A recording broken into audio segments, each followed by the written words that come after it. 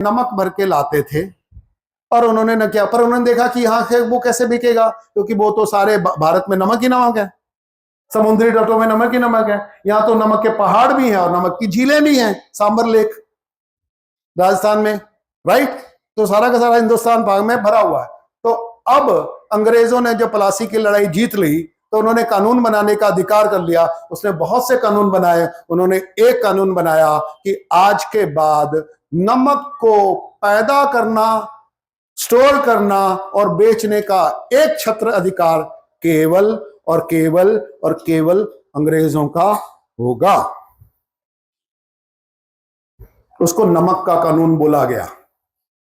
परंतु क्या है, नमक की सप्लाई ज्यादा है, मैन्युफैक्चरिंग डिमांड कम है, तो लोग बना लेते थे छुपके। तो अंग्रेजों ने क्या किया, एक पूरी की पूरी नमक की पुलिस, नमक की फौज तैयार की, जिसमें 25,000 सैनिक थे और उसमें नमक के दरोगा नियुक्त किए जाते थे, नमक के ऑक्ट्राय किए जाते थे।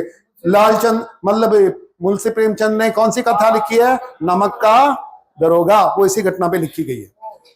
और वो जो परंतु उसने क्या किया, नमक की ऑक्ट्रॉय बनाई गई। वो उड़ीसा से, भुवनेश्वर से लेके वो जाती थी पूरे भारत को चीरती हुई रावलपिंडी तक।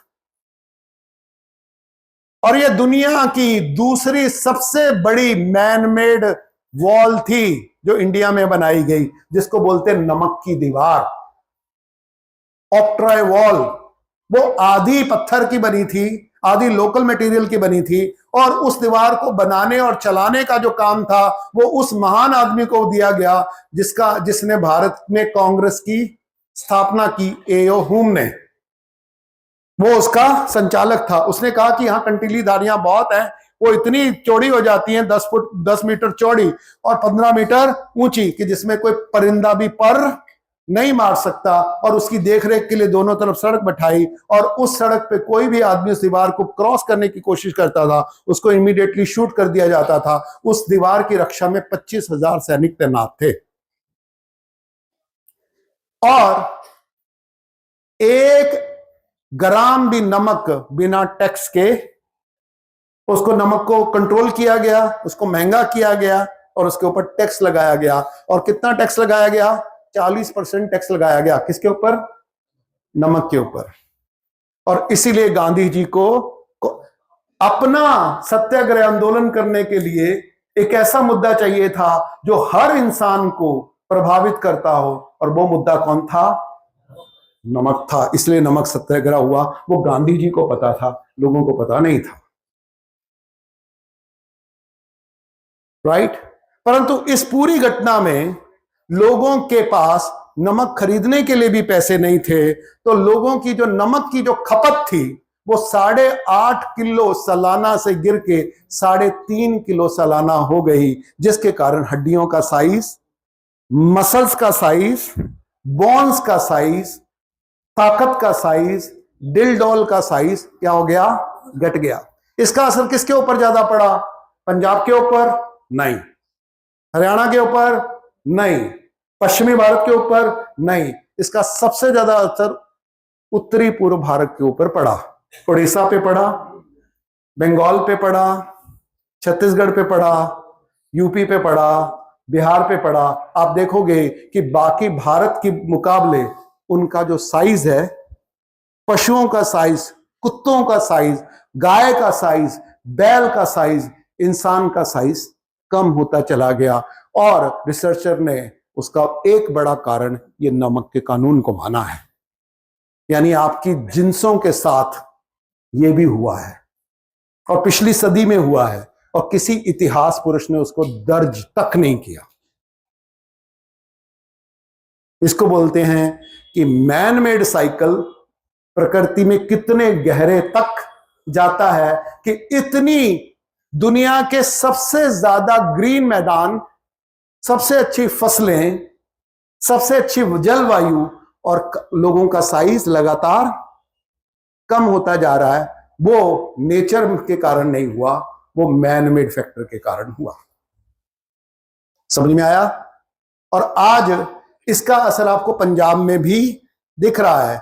मेरी जनरेशन में हम लोगों के जो दोस्त हुआ करते थे पंजाबी, वो एवरेज 6.25 फुट से तो शुरू होते थे और 6.5 तक हट्टे कट्टे सरदार जाते थे। सरदारों की ये इमेज थी। आज सरदार क्या होते हैं? आज सरदार मिलते हैं हैप्पी सिंह जैसे।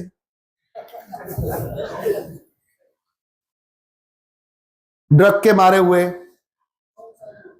डाइट के मारे हुए, चिंता के मारे हुए, लाइफस्टाइल के मारे हुए, राइट। तो जब मानव मेड साइकिल घुसता है तो यहां तक कटता है। ओके, मेरी बात का जवाब मिला आपको? संजीव जी कौन है? जी प्लांट्स जो अभी ट्रेंड में है, हाँ, जैसे आम के, अमरूद के, चीकू के छोटे छोटे प्लांट्स में लोग बालकनी में उगा रहे हैं, इसका आने वाले समय में पर्यावरण पे और हेल्थ पे क्या असर होगा, ये एक सवाल है। और दूसरा सवाल जो आपने अभी बताया कि ये 5 डैम और ये सब जो है, तो ये जब कुछ नुकसान होगा तो इसका असर कहाँ तक जाएगा भारत में, और क्या ये टेक्टोनिक प्लेट को भी असर करेगा?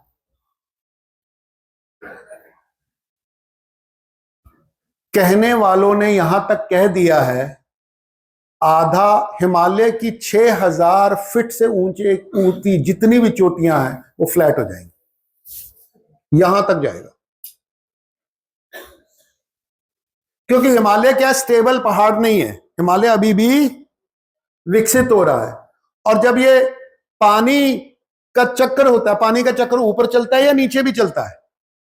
हेलो, नीचे भी चलता है। तो वो क्या कर रहा है, पूरे के पूरे चारों तरफ उसकी जो ढलान है उनको प्रभावित कर रहा है। उसमें जो ह्यूमिडिटी है, उसमें जो पानी है, उसमें जो पर्कुलेशन है, सबको प्रभावित कर रहा है और धरती के दबाव को भी प्रभावित कर रहा है। तो जैसा वो अम्मा ने कहा था कि जब जब अतिवृष्टि हुई है तो भयंकर भूकंप भी साथ में आए हैं, और उसके साथ तीसरा साइकिल भी जुड़ा है। जब जब अतिवृष्टि हुई है, भूकंप आए हैं, तब तब महामारी भी साथ में आई है। पिछली बार जब यह हुआ था तो तीनों साइकिल मिले थे, तो भारत में लगभग 30 लाख लोगों की मृत्यु हुई थी। उस समय भारत की पॉपुलेशन लगभग 30 करोड़ के करीब थी, उसमें से 30 लाख मर गए थे। वो मध्य भारत में आया था। वही घटना का असर, सबसे बुरा जो असर है इसका, जो सबसे बुरा असर हुआ था वो हरियाणा के ऊपर हुआ था। और जो जानकार हैं वो ये कहते हैं कि 1880-90 से 1900 के बीच में हरियाणा की 70% पॉपुलेशन साफ हो गई थी। इतनी, क्योंकि इतिहास में ये घटनाएं सामाजिक हैं, इनका राजनीतिज्ञों को कुछ लेना देना नहीं है, उनको कोई फायदा नहीं होता। वो इन घटनाओं को कभी दर्ज नहीं करते ताकि मानव इसके बारे में चौकन्ना ना हो जाए, जाग ना उठे, क्रांति ना कर दे, विरोध ना कर दे। इसलिए ऐसी घटनाओं को नहीं बताया जाता। और बोनासाई प्लांट के बारे में वो डॉक्टर हैं, वो ज्यादा अच्छा बता सकते हैं। अभी नहीं, वो मेरी एक्सपर्टीज का विषय नहीं है। पर आपको भी पता है, छोटा खाओगे, मोटा खाओगे, प्राकृतिक खाओगे, वैक्सीन वाला खाओगे, नेचुरल खाओगे, आर्टिफिशियल खाओगे, तो उससे क्या क्या हो सकता है उसकी कल्पना आप सब कर सकते हैं। मेरे पास तथ्य नहीं है।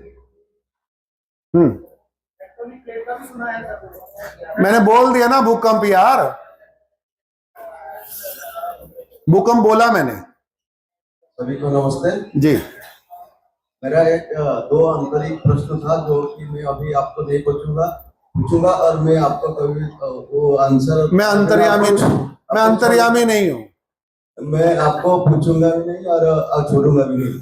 लेकिन मेरा अभी 2 सार्वजनिक, ये क्या कहा वैसे इसमें? छोड़ूंगा का मतलब क्या है तुम्हारा? मतलब ये आंसर आपसे पूछूंगा जरूर, कभी मौका मिलेगा। ये कहता पूछूंगा भी नहीं और छोड़ूंगा भी नहीं, इसका क्या मतलब है? मैं पूछूंगा जरूर, छोड़ूंगा नहीं। जरूर पूछूंगा। ठीक है। ये तुम्हारी मेरे प्रति प्रेम की अभिव्यक्ति है या बताओ ना। मैं बड़ा उत्सुक हूं और मैं अभी एक और सार्वजनिक प्रश्न आपको पूछूंगा। जी और पहला पानी दे दो यार। क्वेश्चन है हाँ कि मैं एक बच्चा को देखा जो 4 क्लास में पढ़ रहा है, 4th क्लास में, और थोड़ा मतलब बुद्धि उसका ज्यादा है, वो उनका क्लास में वो बच्चों को लेक्चर दे रहा है। और इसमें खाता जो कॉपी में लिखा है कुछ रिसर्च के बारे में, वो उसमें लिखा है कि कोई यूरोपियन गॉड के बारे में वो बोल रहा था। वो यूरोपियन गॉड था जो इसमें वो बता रहा है कि ऐसा एक यूरोपियन गॉड है जो कि आप जो सोच रहे हो वो आप सोचने के तुरंत बाद वो उसको पता चल जाता है।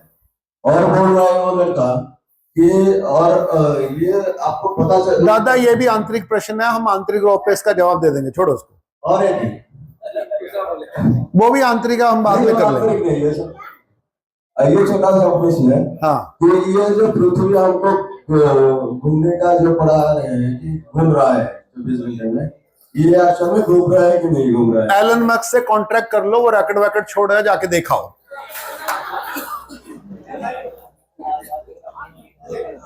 कुछ मैं कुछ साथियों ने प्रश्न जो है मेरे को लिख के दिए हैं, मैं प्रश्न पढ़वा वो व्यक्ति नहीं पूछ लेता।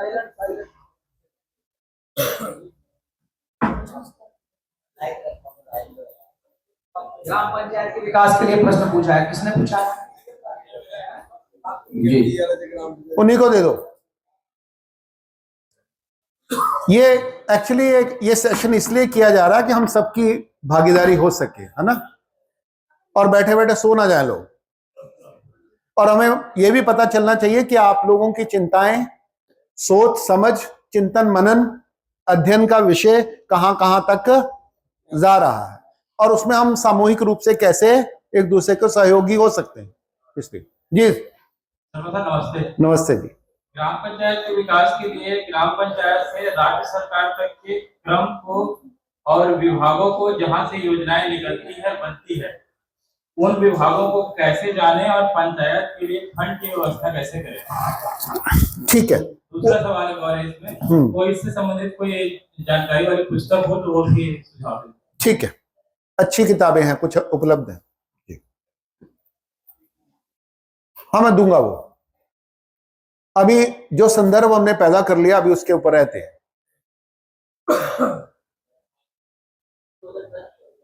हाँ भी, वो कोने में, जल्दी आ जाओ अंदर सामने।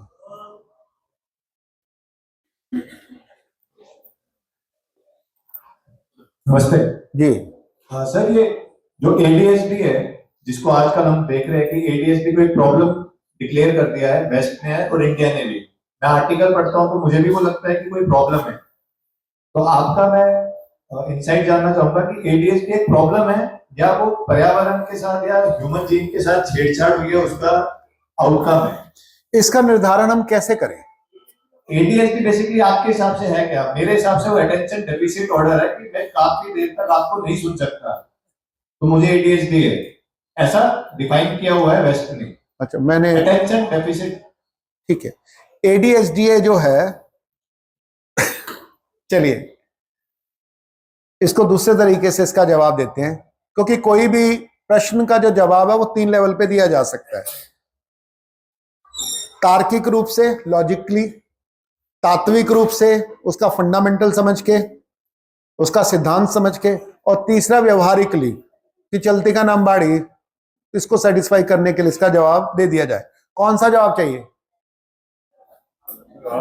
तार्किक चाहिए, तात्विक चाहिए, व्यवहारिक? जो तार्किक होता है वो ईगो ट्रिप पे चलता है, तात्विक है वो सबके बेनिफिट के लिए होता है, व्यवहारिक क्या होता है? वो चलती का नाम गाड़ी, एंटरटेनिंग होता है। बोलो, तात्विक चाहिए। ओके, आदमी में, इंसान में, ध्यान से सुनिए माताएं, पिता, नेतृत्व, जल्दी ध्यान से सुनिए, क्योंकि प्रश्न एक ही आयाम में नहीं होता, कई आयाम में फैलता है।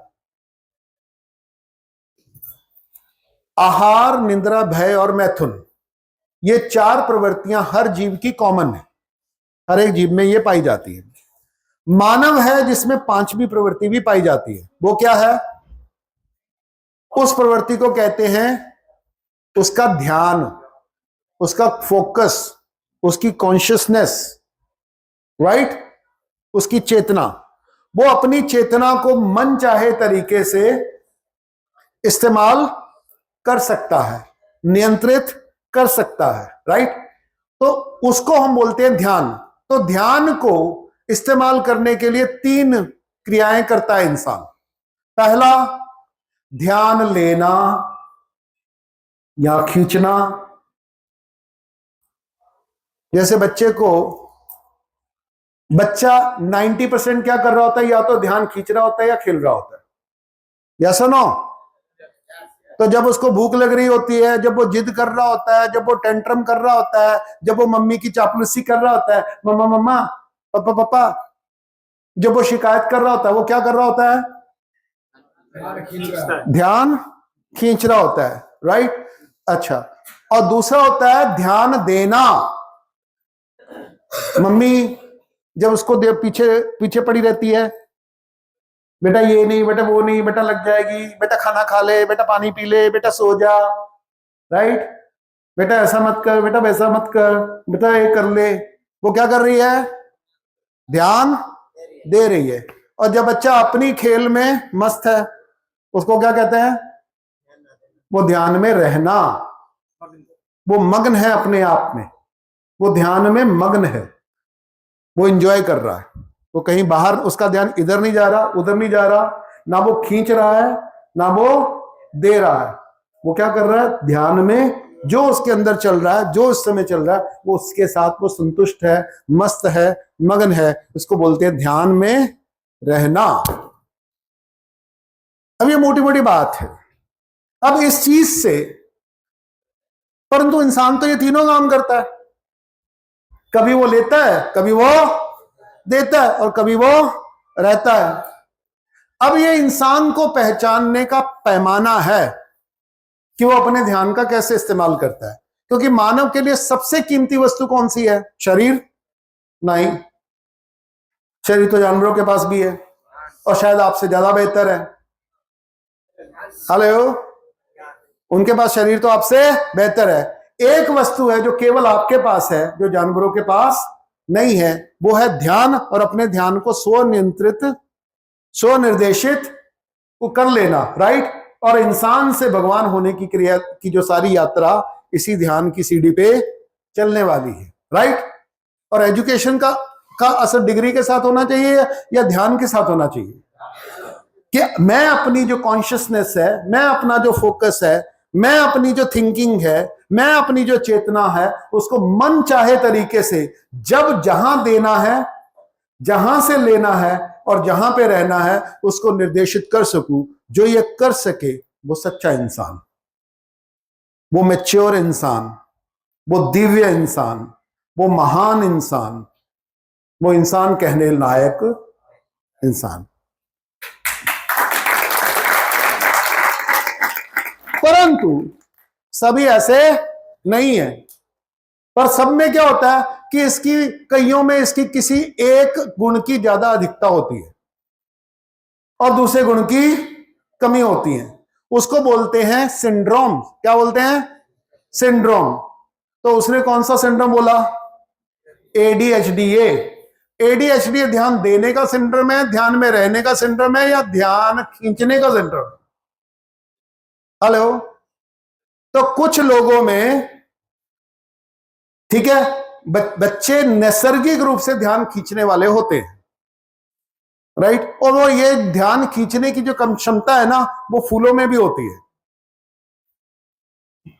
राइट। और वो बिल्ली में भी होती है, और हर जानवर के बच्चे में होती है, या सुनो। तो बरबस ही अपना ध्यान लेता है, और ध्यान, जितना ध्यान उसको मिलता है उतना उसका खाना, पानी, सुविधा, महत्व उसको मिलता है। तो जितना अच्छी तरीके से वो ध्यान खींचेगा उतनी अच्छी तरीके से वो सरवाइव करेगा। और यही फिनोमिनन को हम बोलते हैं पॉलिनेशन। पॉलिनेशन में क्या कर रहा है? पौधे ने अपनी संतति को बढ़ाना है, परंतु वो जा नहीं सकता मेटिंग करने के लिए, तो वो क्या करता है? अपना फूल तुम्हें भेजा है खत में, तो वो क्या करता है? ठीक है, तेरा नन्ना सा कासिद तो वो क्या कर रहा है, किसी एजेंट के थ्रू अपना प्रेमा व्यवहार किसी को बेचता है, राइट। उसके लिए डाकिया या कासिद कहते हैं, हम उसको अंग्रेजी में पॉलिनेशन एजेंट कह रहे हैं। परंतु वो क्या कहता है, पॉलिनेशन एजेंट तुम्हारे पास क्यों आएगा, तो आपको उसको बदले में कुछ देना पड़ेगा। तो पौधे क्या देते हैं, पौधे क्या देते हैं, ऑक्सीजन नहीं, पॉलिनेशन एजेंट को क्या देते हैं, पौधे क्या देते हैं, वो पराग देते हैं, वो फूल देते हैं, वो सुगंध देते हैं, वो कलर देते हैं, वो शेप देते हैं, वो विधि विधि तरह के, क्योंकि पॉलिनेशन एजेंट कम है और पौधे बहुत ज्यादा है, तो उसको क्या करना है, ज्यादा से ज्यादा अपनी तरफ करना है। तो उनको आकर्षित करने के लिए जो उनको चाहिए वो उनको देते हैं। तो मधुमक्खियों को क्या चाहिए, पक्षियों को क्या चाहिए, कीड़ों को क्या चाहिए, तो जो उनको चाहिए पौधे उसको दे देते हैं, और बदले में वो अननोइंगली पौधे को वो दे देते हैं जो पबला दे सकते हैं। ये सह संबंध की ध्यान लेने और ध्यान देने की प्रक्रिया है, जो प्रकृति में इतने सुव्यवस्थित तरीके से चलती है। और दुनिया में जितनी भी खूबसूरती है, जितनी भी वैविधता है, ये इसी एक फिनोमिनन से पैदा हुई है। बात समझ में आ रही है, देखने में बड़ी छोटी सी है, परंतु प्रकृति को समझने में बहुत गहरी बात है। परंतु इंसान को समझने में वो और ज्यादा गहरी है। कैसे, कि कुछ लोग शरीर से तो बड़े हो जाते हैं, दिमाग से नहीं होते। तो जो दिमाग से नहीं बड़े होते वो ध्यान देते रहते हैं, लेते रहते हैं, या रहते रहते हैं, हेलो, रहते रहते हैं, राइट। जब एक आजकल की लड़कियां, जिनको हम कभी मॉडल कहते हैं, कभी फैशनेबल कहते हैं, कभी आजकल उनके लिए और बड़ा अच्छा शब्द है, ठीक है, वो बिकनी पैंटीज पहन के, उनको बोला जाता है इन्फ्लुएंसर। क्या बोला जाता है, इन्फ्लुएंसर। वो असल में क्या कर रही है, वो ध्यान दे रही हैं, ध्यान में बैठी हैं, या ध्यान ले रही हैं। और सालो तुम क्या कर रहे हो,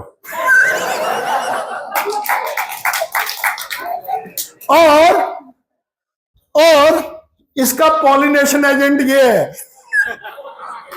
ये क्या है, ये इंसानी अटेंशन का पॉलिनेशन एजेंट है।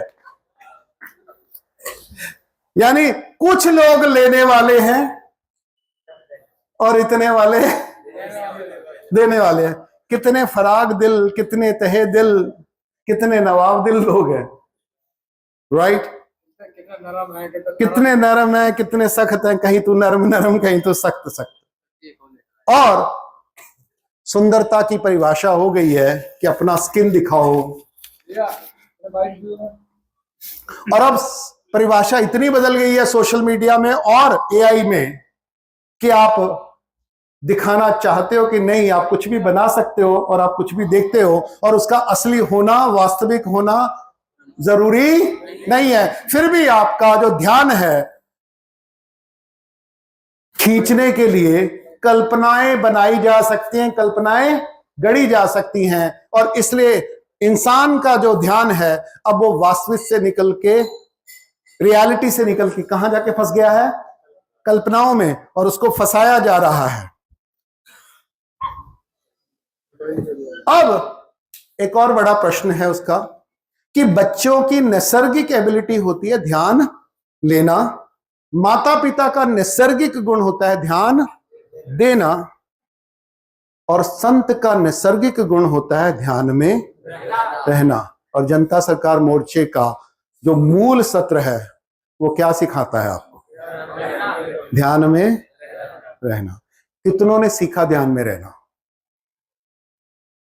और कितनों को स्वाद आ गया, और कितनों को विश्वास हो गया कि हमको भी आके रहेगा, और कितनों की कमिटमेंट है कि हम भी लेके रहेंगे। और उसके लिए नियम यह है कि जितने भूखे होगे उतना कम लगेगा।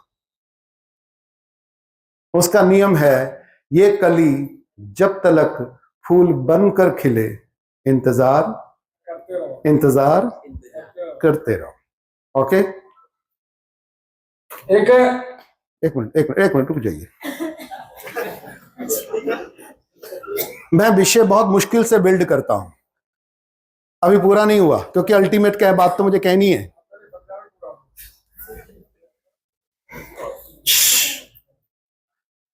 परंतु अगर एक व्यक्ति जरूरत, जो नैसर्गिक जरूरत की सीमा पार करके भी उसी जरूरत में फंसा हुआ है, उसको हम क्या बोलते हैं?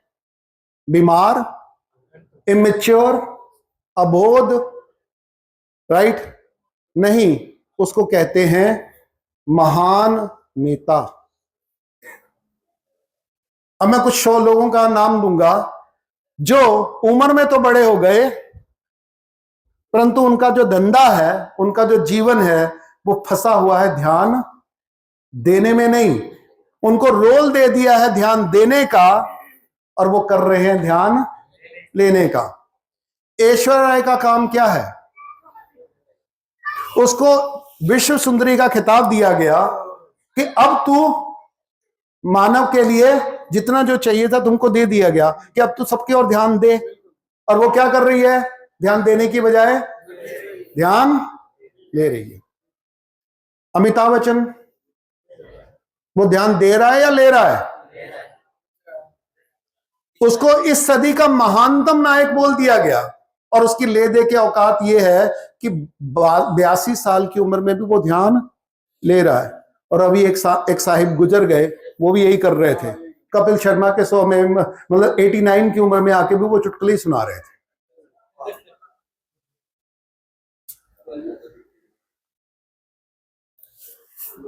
और एक जो हर मंच पे आके, भाई और बहनों,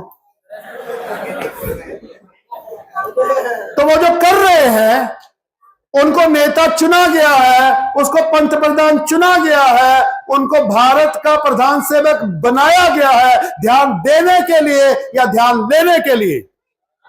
और उन्होंने आज तक किया क्या है? यही आपका सौभाग्य है।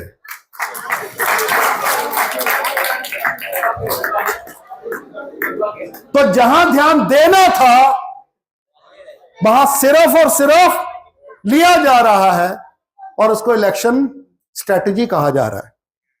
उसको मास्टर स्ट्रोक किया जा रहा है। मीडिया भी आपका, ध्यान भी आपका, वोट भी आपकी, टाइम भी आपका, मनी भी आपकी, ताकत भी आपकी।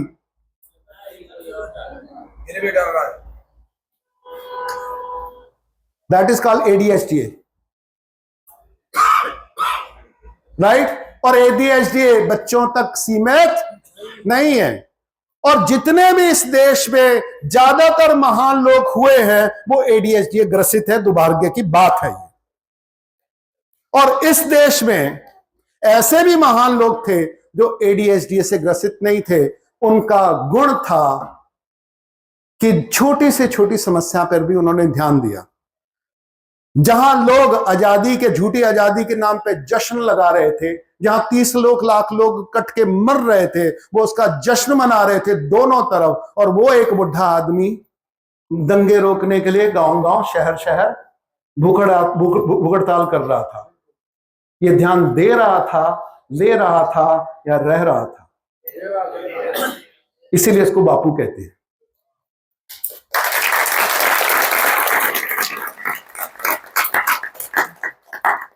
ये है जांचने के पैमाने, राइट? व्हाट्सएप यूनिवर्सिटी आपका पैमाना नहीं हो रही, क्योंकि व्हाट्सएप यूनिवर्सिटी में मैसेज ध्यान देने के लिए लिखे जाते हैं, लेने के लिए लिखे जाते हैं, या रहने के लिए रहना सिखाते हैं आपको। वो आपके ध्यान को भटकाने के लिए और अपनी तरफ खींचने के लिए। और जो सारे के सारे बैठ के व्हाट्सएप खेल रहे हो, सोशल मीडिया खेल रहे हो, यूट्यूब खेल रहे हो, वीडियो खेल रहे हो, ध्यान दे रहे हो, ले रहे हो? राइट? और जो घटना यहां घटी, वो ध्यान देने के लिए घटी या ध्यान लेने के लिए घटी? और ये इतना खतरनाक सिंड्रोम है, और ये सिंड्रोम केवल इंसान में पाया जाता है, राइट? वो इतनी सी ध्यान खींचने के लिए अपनी सारी जिंदगी दांव पे लगा देता है। तो सारा का सारा बॉलीवुड किसके लिए है? उनको कहते हैं वो हमारे ध्यान के पैरासाइट्स हैं। सारा का सारा फैशन इंडस्ट्री ध्यान का पैरासाइट है।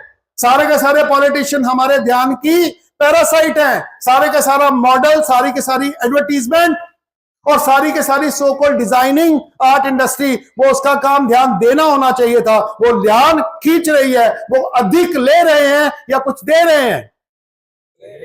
वो सिर्फ और सिर्फ पूरी मानवता का सबसे बड़ा अवसर कि इस प्रकृति को ध्यान दे के और ध्यान में रह के हम प्रकृति के सारे रहस्यों को खोल सकते थे, परंतु वो हमारा सारा ध्यान लूट के ले जाते हैं। एक खबर से, एक एआई वीडियो से, एक न्यूज से, एक नारे से, एक झूठी खबर से।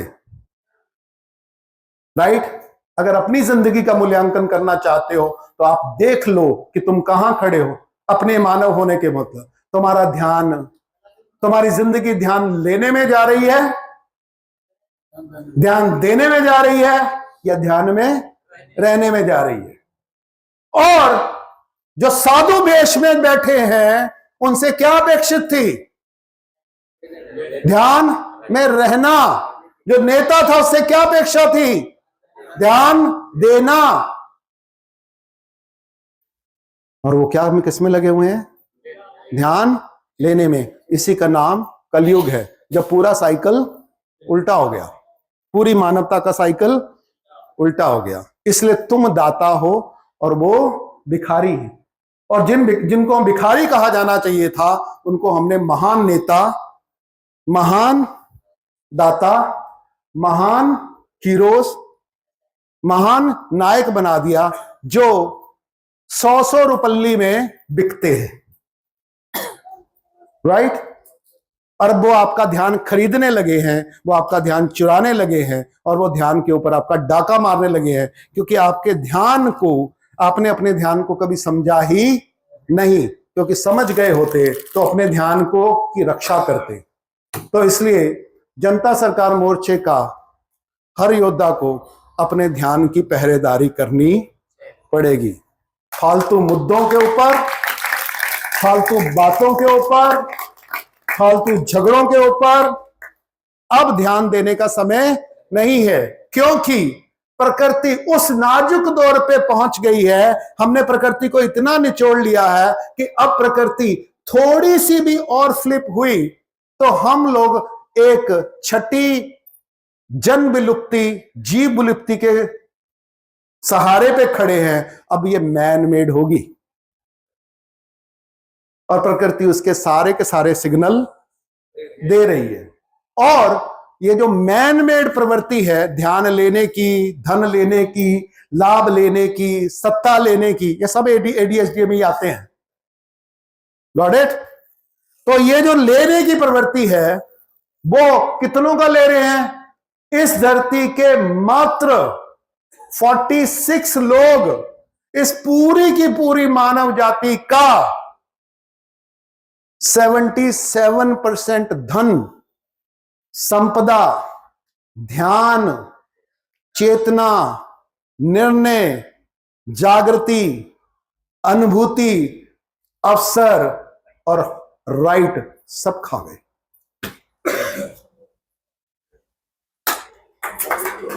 और वो लोग महान हैं या शूद्र हैं?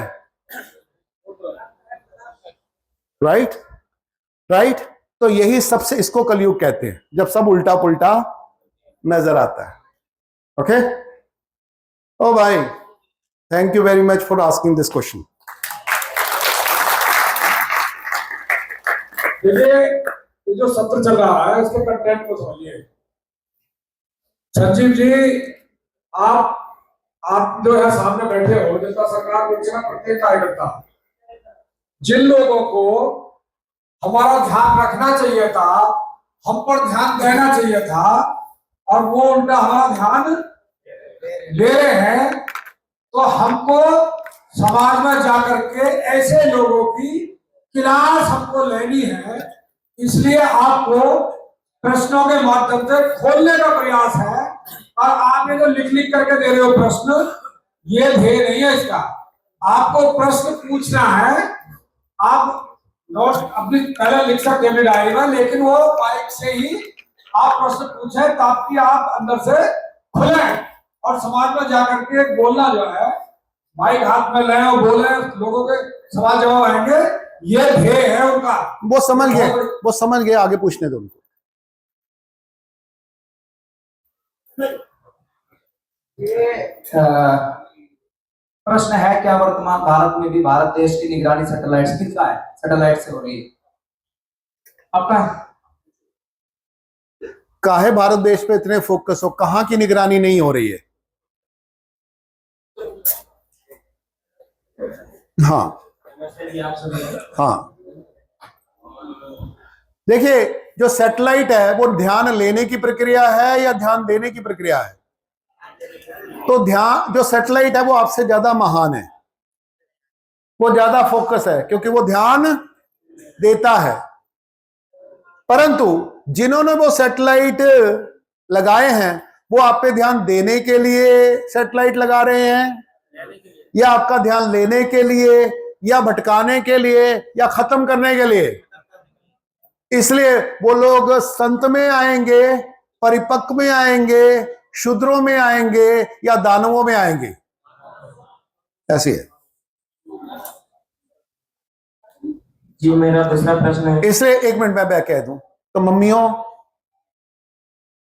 मम्मी का काम है कि जब बच्चा छोटा है और जिस जिस चीज के ऊपर वो ध्यान आकर्षित कर रहा है वो ध्यान दे, परंतु उसका प्रयास ये हो कि वो ध्यान लेने वाले से ध्यान देने वाला और ध्यान देने वाले से ध्यान में रहने वाला के रूप में विकसित हो। ये पेरेंटिंग का सार है। पापाओं का भी यही काम है, राइट? जब स्त्री बनती संवरती है वो ध्यान ले रही है, जब वो रो रही है तो वो ध्यान ले रही है, जब वो कह रही है तो वो ध्यान ले रही है। तो हमारा काम क्या है? उनके ऊपर ध्यान देना। और जब वो ध्यान दे दें तो आपका काम ये नहीं है कि लेते ही रहो, आपका काम है आप भी दो, परंतु अंत में दोनों एक साथ मिलके ऐसे जियो कि ध्यान में रह सके। ये मात्र और मात्र भारत की सनातन संस्कृति का उद्देश्य है कि ऐसा जीवन हो, ऐसा परिवार हो, ऐसी समाज व्यवस्था हो, ऐसी प्रकृति व्यवस्था हो कि हर मानव अपने पूर्ण ध्यान को, पूर्ण अनुभूति को, पूर्ण क्षमता को उपलब्ध हो सके और एक दूसरे के हम सहायक हो सके, राइट? तो ध्यान लीजिए, बिल्कुल लीजिए, ध्यान दीजिए, बिल्कुल दीजिए, पर लेन देन में मत फंसे रहिए। अपना जो असली खजाना है वो अपने पास भी रखिए, अपना ध्यान अपने पास भी रखिए। और जनता सरकार मोर्चे में, क्योंकि हम इतने बड़े विषयों पे, दुनिया का क्या कोई ऐसा मंच है जो इतने विषयों के ऊपर एक साथ चिंतन, मंथन और संवाद करता हो? उसमें पॉजिटिव भी है और नेगेटिव भी है। तो हम अपना संतुलन बना सकें, इसलिए जितना हमें बाहर जाना है उतना अंदर भी डुबकी लगानी, तभी यह संतुलन पॉसिबल है, नहीं तो नहीं। इसलिए हमारा सबसे महत्वपूर्ण सेशन सुबह का है। यस, ये दूसरा क्वेश्चन है मेरा। हाँ जी, कौन है? समुद्र एवं पृथ्वी के जो आंतरिक भागों में इंटरनेट और जो केबल्स जो वायर डाले गए हैं, उसके वर्तमान में क्या प्रभाव प्रकृति पर पड़ रहे हैं? और अगला क्वेश्चन, दुनिया का सारा ध्यान कंट्रोल कर लिया गया है, वो जहां चाहे उसका ध्यान भटका सकते हैं, कंट्रोल कर सकते हैं, दे सकते हैं। तो जो प्रकृति के ऊपर असर पड़ रहा है वो तो वो छोटे हैं, उनको तो शायद प्रकृति डील कर ले, पर मानव के ध्यान को जिस तरीके से मैनिपुलेट कर लिया है और उसका जो असर प्रकृति पे पड़ रहा है उसकी आप कल्पना नहीं कर सकते। जैसे तीसरा क्वेश्चन मेरा है, क्योंकि वो आपसे इंटरनेट के माध्यम से वो अल्टीमेटली आपके वो किसी वस्तु को तो मैनिपुलेट नहीं कर रहे, यस, वो आपके ध्यान को मैनिपुलेट कर रहे हैं, आपकी इच्छाओं को मैनिपुलेट कर रहे हैं, आपके डाटा को मैनिपुलेट कर रहे हैं, राइट? आपके व्यवहार को मैनिपुलेट कर रहे हैं, आपके खरीद और बेच को मैनिपुलेट कर रहे हैं, आपकी ओपिनियन को मैनिपुलेट कर रहे हैं, आपकी वोट को मैनिपुलेट कर रहे हैं, आपकी सोच को मैनिपुलेट कर रहे हैं, राइट? आपके संबंधों को मैनिपुलेट कर रहे हैं, आपकी सेहत को मैनिपुलेट कर रहे हैं, आपकी इकोनॉमी को मैनिपुलेट कर रहे हैं, और अल्टीमेटली प्रकृति के आदमी लगातार प्रकृति से लेता जाए लेता जाए लेता जाए और प्रकृति के सहारे कुछ भी ना छोड़े, यहां तक जा रहे हैं। इसलिए इतना बुरा उसके ऊपर प्रभाव है। वो छोटी सी चीज है परंतु वो पूरी की पूरी प्रकृति के सारे साइकिल को तोड़ रही है। इतना बुरा प्रभाव है उसका। मेरा तीसरा क्वेश्चन, जैसे देश के उद्योगपति एवं नेता और एक्टर लोग, वो भी इंसान है, उन्होंने भी पृथ्वी पे रहना है, पर अभी पृथ्वी की और पूरा साइकिल चक्र में कर सकते हैं। ओके, आपदा और युद्ध में क्या अंतर है?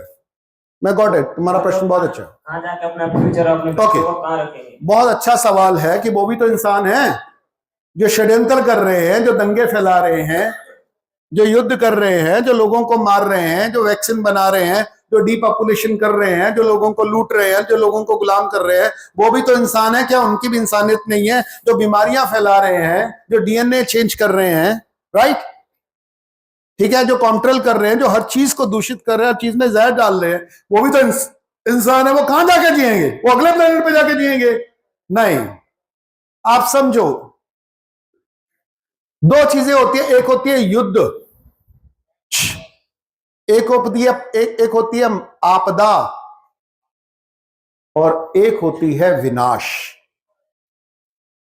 क्योंकि जिसको आप विनाश की तरह देख रहे हो, वो लोग उसको युद्ध की तरह देख रहे हैं। युद्ध का मतलब क्या होता है कि सीमाओं पे युद्ध होता है और राजधानियों में बल्ले बल्ले होती है। क्योंकि वो समझते हैं हम इससे डायरेक्टली, वो किसानों के बच्चे मर रहे हैं, मजदूरों के बच्चे मर रहे हैं, हमारे बच्चे तो विदेशों में जाके, चाइना में जाके व्यापार करके, नौकरियां करके, ठीक है, अपना ध्यान, अपनी क्षमता, अपना पोटेंशियल, अपनी जवानी बेच बेच के डॉलर कमा रहे हैं। तो हमारे लिए वो तो धंधा है। या सुनो, नो, क्योंकि वो क्या करते हैं कि इससे उनका नुकसान होगा, हमारा नुकसान नहीं होगा। तो इसलिए कमाने और नुकसान दोनों अलग अलग जगह पे हो रहे हैं, दोनों एक साथ नहीं होते। इसलिए हम हो रहा विनाश है, परंतु हम उसको व्यापार की तरह, युद्ध की तरह, मॉडल की तरह, आपदा की तरफ देखते हैं, और देखते हैं कि दुनिया में जो आपदाएं हैं वो सबसे बड़ा बिजनेस मॉडल है। दुनिया में आपदाएं सबसे बड़ा बिजनेस मॉडल है, क्योंकि सरकारों को बड़े बड़े लोन लेने का मौका मिलता है और बड़े बड़े ठेके देने का मौका मिलता है, उससे बड़ा बड़ा माल कमाया जाता है, राइट। आपदाएं क्रिएट करके नए नए कानून पास किए जाते हैं, उससे नई नई प्रोजेक्ट डाले जाते हैं, नए नए प्रोडक्ट लाए जाते हैं, नए नए साधनों का कंट्रोल ट्रांसफर किया जाता है, राइट। और मानवता के इतिहास की क्षमताओं को, राइट्स को कुचला जाता है। ये उनके लिए एक अवसर की तरह है, ये बिजनेस मॉडल की तरह है। परंतु और इंसान यही खेलता है। और इंसान क्या खेलता है? ये जो पूरी की पूरी व्यवस्था है, जिसको हम व्यवस्था नहीं कहेंगे, अव्यवस्था कहेंगे, जिसमें आज हम जी रहे हैं, जिसको हम विकसित समाज कह रहे हैं, जिसको सबसे डेवलप समाज कह रहे हैं, जिसको हम जीडीपी कह रहे हैं, राइट, जिसको हम पावरफुल कह रहे हैं, ये व्यवस्था है या अव्यवस्था है? ये किस व्यवस्था है? ये किसने बनाई? मानव ने बनाई। ये मानव निर्मित अव्यवस्था है। परंतु ये व्यवस्था ऐसी क्यों है? ये ऐसी इसलिए है, एक मिनट, ये ऐसी इसलिए है क्योंकि इसमें एक नहीं 4 किस्म के लोग हैं। एक है जो व्यवस्थाओं को बनाते हैं, और दूसरे हैं, और इस व्यवस्था में वो जो उनके पूर्ण सत्ता और लाभ के लिए को नियंत्रण करते हैं। ये पहला वर्ग है, सत्ता वाला। ओ भाई दादा, ओ दादा, इधर। तो जो सारी व्यवस्था बनाई जाती है, तो कुछ लोग जो नियंत्रक होते हैं व्यवस्था के, वो सत्ता और लाभ कमाते हैं। दूसरे कौन होते हैं? वो गिने चुने 1% से कम आदमी होते हैं। वो आज भी गिने चुने थे, वो 1000 साल पहले भी और 10,000 साल पहले भी वो गिने चुने लोग ही थे जो सत्ताओं को और बाजार को और लाभ को नियंत्रित करते थे, राइट। उनको शोषक वर्ग कहा जाता है। दूसरा जो वर्ग हुआ करता था वो जो होता था गुलाम वर्ग, जो शोषित वर्ग है, जो आप है, क्योंकि आपके शरीर का भी शोषण होता है, आपके साधनों का भी शोषण होता है, आपके बच्चों का भी शोषण होता है, आपके ध्यान का भी शोषण होता है, आपकी संभावनाओं का भी शोषण होता है, यस नो, और जीने के हक का भी शोषण होता है। तो एक तरफ क्या है मालिक और दूसरी तरफ क्या है गुलाम। ये एक व्यवस्था है। नहीं, अंग्रेज पहले थे, उन्होंने देखा कि नहीं, एक तीसरा वर्ग होता है, उसको बोलते हैं लाभार्थी वर्ग। वो व्यवस्था बनाता नहीं है, उसके हाथ में सत्ता नहीं होती, उसका शोषण भी नहीं होता, वो लाभार्थी वर्ग होता है, राइट। क्योंकि जैसे जब आप पार्टी करते हो तो कुछ छूट जाता है ना, वो उसकी मलाई चाट लेते हैं, कुछ लोग उसके जूठन बचा हुआ चाट लेते हैं। वो कौन होते हैं? पैरासाइट, लाभार्थी उसको बोलते हैं। अब आपको शोषक कौन है वो तो पता है, राजा शोषक हुआ करते थे, धर्मगुरु शोषक या वो हुआ करते थे। मैं सच्चे गुरुओं की बात नहीं कर रहा हूं, ध्यान में रहने वालों को नहीं कर रहा हूं, ध्यान खींचने वालों की बात कर रहा हूं, राइट। तो वो शोषक हुआ करते थे और जिनका ध्यान खींचा जाता था, जीवन खींचा जाता था, वो शोषित वर्ग था। ये जो बीच का वर्ग है जिसको लाभार्थी वर्ग कहते हैं, ये कौन है? मैं नाम लेता हूं, ध्यान से सुनना। ये शिक्षक कौन है? ये वकील कौन है? ये जज कौन है? ये आईएएस कौन है? ये आईपीएस कौन है? ये चार्टर्ड अकाउंटेंट कौन है? ये बैंकर कौन है? ये अकाउंटेंट कौन है? ये सेल्समैन कौन है? ये एक्टर कौन है? ये डायरेक्टर कौन है? ये सारा लाभार्थी वर्ग है, राइट। पर वो जिसका लाभ कमा रहे हैं वो किसका है? वो है आपका। लूट वो रहा है पर वो कुछ हिस्सा इनको माध्यम से करता है, तो इनको लाभार्थी वर्ग कहता है, ठीक है। पुराने जमाने में शोषक और शोषित बिल्कुल स्पष्ट हुआ करते थे, लाभार्थी गिने चुने बहुत थोड़े से होते थे, जिनको मंत्री संतरी कहते थे, जिनको मंत्री संतरी या बीच में शिक्षक वर्ग कहते थे या सर्विस वर्ग कहते थे इसको, है ना। ये हुआ करता था। अंग्रेज पहले थे जो शोषक बन के भारत में नहीं आए। व्यापारी लाभार्थी वर्ग होता है, वो यहां इस देश में राजा बन के नहीं आए, आक्रांता बन के नहीं आए, वो हमला करने नहीं आए, वो यहां कब्जा करने भी नहीं आए, वो मात्र यहां व्यापार करने आए थे। और उन्होंने देखा कि ये अजीब समाज है कि दुनिया में ज्यादातर या तो शोषित है या तो शोषित है, इसमें तो लाभार्थी वर्ग की बल्ले बल्ले है। मंत्री संतरी गुरु पंडे तीर्थ यात्रा, ये यात्रा वो यात्रा, ये त्योहार वो त्योहार, वहां प्रोड्यूसर को कोई नहीं पूछ रहा। ये जो बीच के बचोलिए हैं शहरों में रहने वाला, ये जो शहरों में रहने वाला वर्ग है, ये कौन सा वर्ग है? ये शोषक है या शोषित है या लाभार्थी वर्ग है? हेलो, ये मिडिल क्लास क्या है? और जिसको आज सर्विस सेक्टर कहते हैं वो क्या है? और जो इस समय दुनिया की, इंडिया की 62% जीडीपी खा के बैठा है, वो कौन बैठा है? लाभार्थी। परंतु अमेरिका में वो 92% है। कितना? परंतु वो जो इंडिया में, अमेरिका में वो 92% है, वो किसका खा रहा है?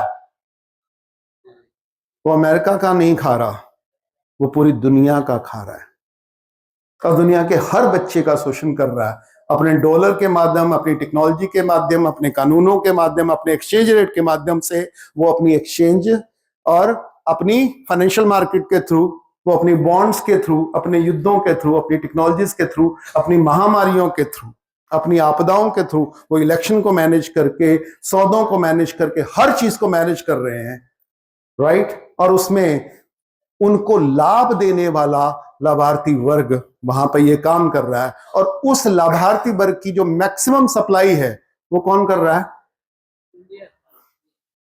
आप कर रहे हो। और आप क्या कहते हो? मेरा बच्चा कनेडा गया है,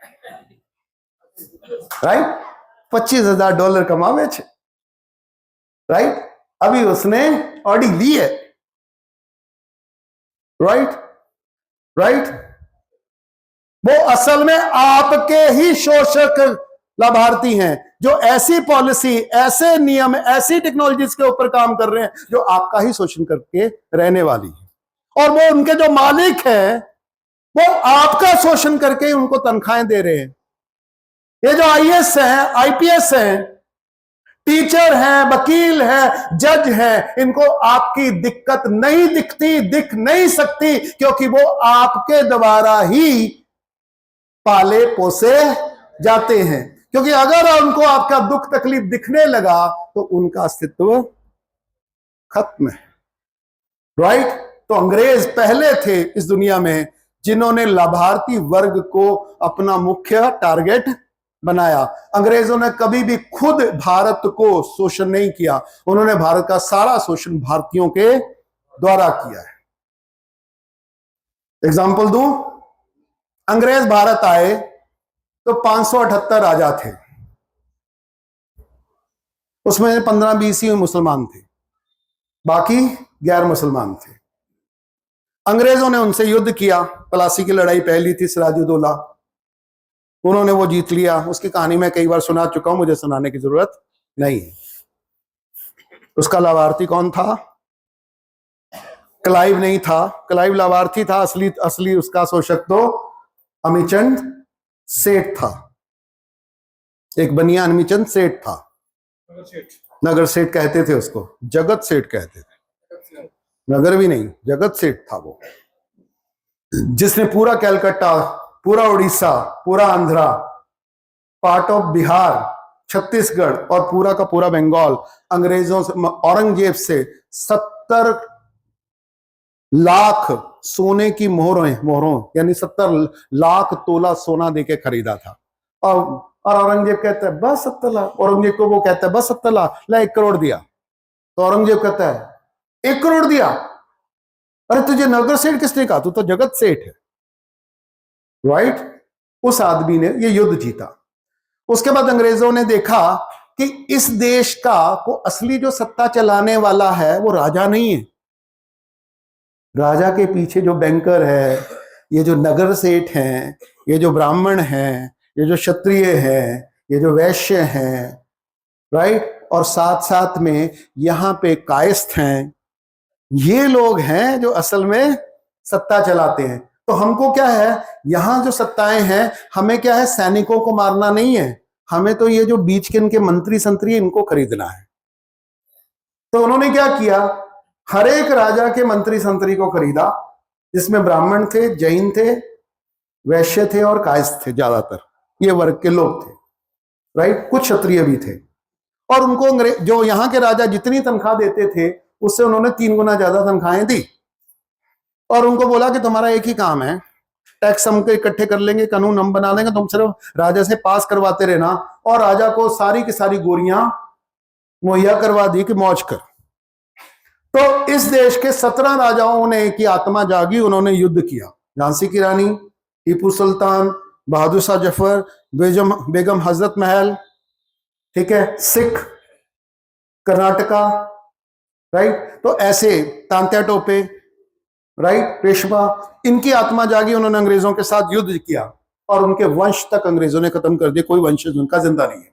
बाकी के 562 जो रियासत थे उनमें से किसी ने किसी अंग्रेज के साथ कोई युद्ध नहीं किया। उन्होंने क्या किया, उसके साथ सहायक संधियां की। सहायक संधि के मुताबिक टैक्स तुम इकट्ठी करो, आर्मी भी तुम रखो, नमक के कानून भी तुम बनाओ, राइट, हमको सिर्फ पैसा देते रहो, इक्की तोपों की सलामी देते रहो और गोरियां सप्लाई करते रहो और मौज करो। और इन लोगों ने अगले 200 साल तक एक चूं तक नहीं की। और आज उनके वंशज पार्लियामेंट में बैठे हैं। यस नो, यस नो, ये हमारे क्षत्रिय वर्ग, ये हमारे राजा वर्ग। परंतु उनके साथ वो अकेले नहीं थे, उनके साथ कौन थे, ब्राह्मण, जो सत्ता में मंत्री बन के बैठते थे, जो शिक्षक बन के बैठते थे, राइट, कायस्थ, जो उनके अकाउंटेंट्स वर्ग थे, बैंकर्स, ये लोग बैठते थे। उनको उन्होंने 3-3 गुना तनख्वाह की और उन्होंने इतना अच्छी तरह से स्वामी भक्ति निभाई कि उन्होंने एक भी राजा की अंतरात्मा जागने ही नहीं दी, उनको हिलने ही नहीं दिया, राइट। और फिर इसमें वो बढ़ोतरी करते रहे, इसमें वो वकीलों को शामिल करते गए, फिर वो जजों को शामिल करते गए, फिर आईएएस के नौकरी बनाते गए, फिर आईपीएस बनाते गए, और सारा का सारा भारत की मनोदशा इसमें कर दी कि पूरा का पूरा भारत का जो सर्विस सेक्टर है, शिक्षा सेक्टर है, स्वास्थ्य सेक्टर है, न्याय सेक्टर है और जो धार्मिक सेक्टर है, उसको उन्होंने किस में कन्वर्ट कर दिया? लाभार्थियों में। और ऐसी व्यवस्था बनाई कि लोग वो लाभार्थियों में चले गए। फिर अंग्रेज चले गए और यहां पे लाभार्थी छोड़ गए और उनको ये व्यवस्था सौंप गए। और ये व्यवस्था कैसे सौंपते गए? अगर इस व्यवस्था को ऐसे चलाते रहोगे तो तुम्हारा लाभ पीढ़ियों दर पीढ़ी चलता रहेगा। और उस लाभार्थी वर्ग की सुरक्षा के लिए उन्होंने एक किताब पैदा की, उसको संविधान कहा गया, जिसमें गरीब का कोई अधिकार नहीं है, लाभार्थी के सारे अधिकार हैं। ये बात तो आपकी, क्योंकि यह संविधान 140 करोड़ या 150 करोड़ भारतीयों के लिए नहीं है, ये केवल और केवल मध्य वर्ग के कुछ लाभार्थियों के लिए लिखा गया है, जो आज भी अपने शोषकों की वैसी ही पूजा करते हैं, चाहे वो यहां बैठे हैं या चाहे वो वहां बैठे हैं, वो बदस्तूर अपनी पूजा करते हैं। उसके कुछ रिप्रेजेंटेटिव को इधर उधर चमका के राजनीति की जाती है, कभी उसको नेहरू बोल दिया जाता है, कभी उसको सावरकर बोल दिया जाता है, कभी उसको पटेल बोल दिया जाता है, कभी उसको कुछ बोल दिया जाता है, कभी उसको कुछ बोल दिया जाता है। फैक्ट ये है, उसमें सारे शामिल हैं, क्योंकि जो सत्ता की राजनीति खेल रहे हैं उसमें दोनों शामिल हैं, और जो बच गए जिंदा रहे उसमें दोनों शामिल हैं, और जो मर गए वो सच्चे देशभक्त थे। क्योंकि अंग्रेजों का नियम था कि जो जिसकी भी अंतरात्मा जागती रहे उसको बचने देना नहीं, चाहे वो सुभाष चंद्र बोस थे, चाहे वो गांधी थे, जिनकी अंतरात्मा के जागने की संभावना नहीं थी, उनकी 2-2, 3-3, 4-4, 5-5 पीढ़ियां लाभार्थी बनके आज भी आपका शासन कर रही हैं, और वो अपने मालिकों का 7 बजे एक सर्वधर्म प्रार्थना करेंगे। ठीक है, ठीक है, ये किया। तो ये जो लाभार्थी वर्ग है इसको समझना जरूरी है। परंतु अब क्या हुआ, उनको भी मॉडल समझ में आ गया, तो उन्होंने क्या किया, ये जो सरकारी कर्मचारी हैं, ये जो सर्विस सेक्टर है, ये जो मध्य वर्ग है जिसको व्यापारी कहते हैं, और ये जो शहर में रहने वाले लोग हैं जो किसी चीज का उत्पादन नहीं करते, जो केवल व्यापार करते हैं, किसी और के उत्पादन को अपने लाभ के लिए बेचते हैं, इस वर्ग को उन्होंने बड़ा किया और उसमें प्राइम फोकस सरकारी कर्मचारियों का रखा। तो दुनिया के अलग अलग देशों ने अलग अलग अर्थव्यवस्था के मॉडल बनाए। यूरोप ने क्या किया, पहले खेती करते थे, फिर उन्होंने व्यापार डेवलप किया, फिर उन्होंने इंडस्ट्री डेवलप की, फिर वो फाइनेंशियल कैपिटल डेवलप किया, वो ऐसे बढ़े। ठीक है, अंत में उन्होंने सर्विस सेक्टर डेवलप किया। जो डेवलप कर रहे हैं वो उन्होंने सर्विस सेक्टर को आज डेवलप किया सबसे ज्यादा। भारत दुनिया का अकेला देश है जिसने उल्टी गंगा बहाई, इसने इंडस्ट्री नहीं डेवलप की। इसने कौन सी इंडस्ट्री डेवलप की पहले? सर्विस। तो सर्विस क्या प्रोडक्शन का सेक्टर है या लाभार्थियों का सेक्टर है? तो लाभार्थी है वो प्रोडक्शन इकोनॉमी है या एक्सचेंज इकोनॉमी है? एक्सचेंज इकोनॉमी है या लाभार्थी की इकोनॉमी है? जिसका मतलब है कुछ नहीं देना, सिर्फ लेना ही लेना, राइट? इसलिए इस देश के बच्चे के लिए, हर बच्चे के लिए गुलामी करना मजबूरी नहीं, गर्व का विषय है। उनके लिए सबसे बड़ी उपलब्धि है कि मैं इतने हजार का, इतने लाख का, इस लाले का, उस लाले का और विदेशी लाले का मैं नौकर हो गया। यही इस देश की, यहां पे इस देश का बीज और संतान लूटी जा रही है और उसके ऊपर हम गर्व कर रहे हैं। ये उनका बिजनेस मॉडल है। परंतु अब क्या होने लगा है, ये लाभार्थी वर्ग इतना बड़ा हो गया कि जो प्रोड्यूसर और शोषित वर्ग है वो क्या होने लगा, छोटा होने लगा। ये जो शहर में रहने वाली पॉपुलेशन है ये इस समय लगभग भारत की 55% हो गई है, और जो गांव में रहने वाली पॉपुलेशन है वो 45-47% के ऊपर हो गई है। अमेरिका में जो शहर में रहने वाली पॉपुलेशन है वो 92% हो गई है, गांव में रहने वाली जो पॉपुलेशन है वो 4 से 8% तक हो गई है। तो होने क्या लगा है कि दुनिया में जो प्रोड्यूसर वर्ग है वो कम होने लगा, राइट। जो शोषण करने वाला वर्ग है वो और भी छोटा हो गया, गिनती के 500 लोग हैं। परंतु ये जो मध्यस्थ वर्ग है, ये जो लाभार्थी वर्ग है, ये जो सर्विस सेक्टर का वर्ग है जो कोई उत्पादन नहीं करता, ये बहुत बड़ा हो गया है, ये विशाल हो गया है। इसलिए ये पूरी की पूरी सभ्यता का जो पिरामिड है वो क्या हो गया, ये ऐसे हो गया। अब इसकी जो नींव है वो इतनी डामाडोल हो गई है कि अब इनके पास क्रांति करने के अलावा कुछ नहीं बचा है। अब इनके पास क्रांति करने के लिए कुछ नहीं बचा। अगर क्रांति किसके लिए करनी है, अपने लिए या सबके लिए? क्योंकि अब चराचर ही नहीं बचा, क्योंकि ये जो लाभार्थी हैं ये पेड़ को भी खा रहे हैं, ये बादल को भी खाने लगे हैं, ये मध्यस्थ वर्ग। क्योंकि वो जो शोषण वर्ग खुद कुछ नहीं करता, इनके द्वारा करवाता है, राइट। तब इनकी कोई अंतरात्मा, ये पढ़े लिखे जो लोग हैं, ये सभ्य जो लोग हैं, ये जो शहरों में लोग बनने वाले लोग हैं, ये डिग्रीधारी जो लोग हैं, ये पदाधिकारी जो लोग हैं, इनकी कोई अंतरात्मा जागती नहीं है। ये किसी भी चीज को ठेके में, बिजनेस मॉडल में, लॉ में कन्वर्ट कर देते हैं, उसको मोनेटाइज कर देते हैं, उसका ठेका दे देते हैं और आपके ऊपर वो थोप देते हैं, राइट। वो आपको कम से कम देते हैं और आपका अधिक से अधिक टैक्स के रूप में, प्राइस के रूप में, कैपिटल गेन के रूप में, शेयर के रूप में, डिविडेंड के रूप में, राइट, इंश्योरेंस के रूप में और पता नहीं क्या क्या के रूप में, नए नए नाम देके वो आपसे लगातार लूटते जाते हैं। इंस्टॉलमेंट के रूप में, कर्ज के रूप में, इंटरेस्ट के रूप में, रेंट के रूप में आपसे लेते जाते हैं और आप सिर्फ देने वाले हो। लेने के लिए आपके पास आपके श्रम के अलावा कुछ भी नहीं बचता, राइट। ठीक है। अब अभी तक मानव इसका दोषी था, अब मानव नहीं रहा। मशीनों और ड्रोन के बाद पहली बार एक ऐसी व्यवस्था बनी, ये जो मध्यस्थ ड्रोन, पता ये जो एआई पता क्या है, एआई ड्रोन और रोबोटिक्स पता क्या है, ये ह्यूमन रिप्लेसमेंट टेक्नोलॉजी है। रोबोट लेबर को रिप्लेस करता है, किसान को रिप्लेस करता है, ड्राइवर को रिप्लेस करता है, मशीन को रिप्लेस करता है ना। एआई किसको रिप्लेस करती है? ये लाभार्थियों को रिप्लेस कर रही है, ये अकाउंटेंट को रिप्लेस कर रही है, ये वकील को रिप्लेस कर रही है, ये जज को रिप्लेस कर रही है, ये टीचर को रिप्लेस कर रही है, ये डॉक्टर को रिप्लेस कर रही है, ये सेल्समैन को रिप्लेस कर रही है, ये बैंकर को रिप्लेस कर रही है, ये मॉडल्स को रिप्लेस कर रही है, ये हीरोज को रिप्लेस कर रही है, ये हीरोइन को रिप्लेस कर रही है, ये आर्टिस्ट को रिप्लेस कर रही है, ये पोएट को रिप्लेस कर रही है, ये सिंगर को रिप्लेस कर रही है, ये डांसर को रिप्लेस कर रही है।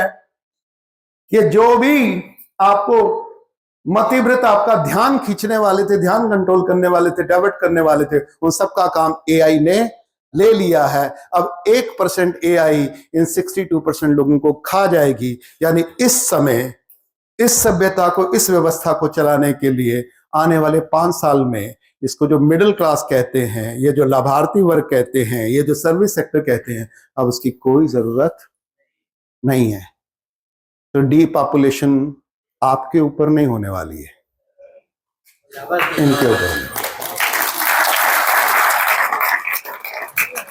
यह खुश होने की बात नहीं है, क्योंकि आपके 90% बच्चे इसी वर्ग में शामिल होने की दौर में हैं। वो उसी का एग्जाम दे रहे हैं, उसी की पढ़ाई कर रहे हैं, उन्हीं की नौकरी कर रहे हैं, उन्हीं में ये कर रहे हैं। क्योंकि यही सारे शहर, क्योंकि ये जो डीपॉपुलेशन होने वाली है ये गांव में नहीं होने वाली है, ये शहर में होने वाली है। क्योंकि ये जो शहर है, उनका सवाल था ये कहाँ जाके रहते हैं। ये सबसे पहले शहर में रहते हैं। कैसे रहते हैं? गांव से निकलते हैं, ये पहले कस्बे में आते हैं, ये कस्बे से निकल के शहर में आते हैं, शहर से निकल के नगर में, नगर से महानगर में, फिर महानगर से निकल के ये कनाडा जाते हैं, फिर कनाडा से निकल के ये अमेरिका जाते हैं, फिर अमेरिका से निकल के ये कुछ आइलैंड्स में जाते हैं, राइट। ये इनका सीक्वेंस है।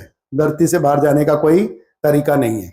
और ये कहाँ जाते हैं इससे कोई फर्क नहीं पड़ता, ये कहीं नहीं जाने वाले, ये सिर्फ अप्रासंगिक होके खत्म होने वाले हैं, क्योंकि जो चीज जितनी ज्यादा फैलती है उतनी जल्दी अप्रासंगिक होके खत्म होती है। इसलिए आपके जीते जी आने वाले 5 साल में दुनिया की 80 से 90% मिडिल क्लास खत्म होने वाली है। जैसे छोटा हाथी आते ही सारे बैल खत्म हो गए, जैसे स्कूटर गाड़ी मोटरसाइकिल आते ही सारे घोड़े खत्म हो गए, वैसे ही एआई आते ही सारे के सारे टीचर,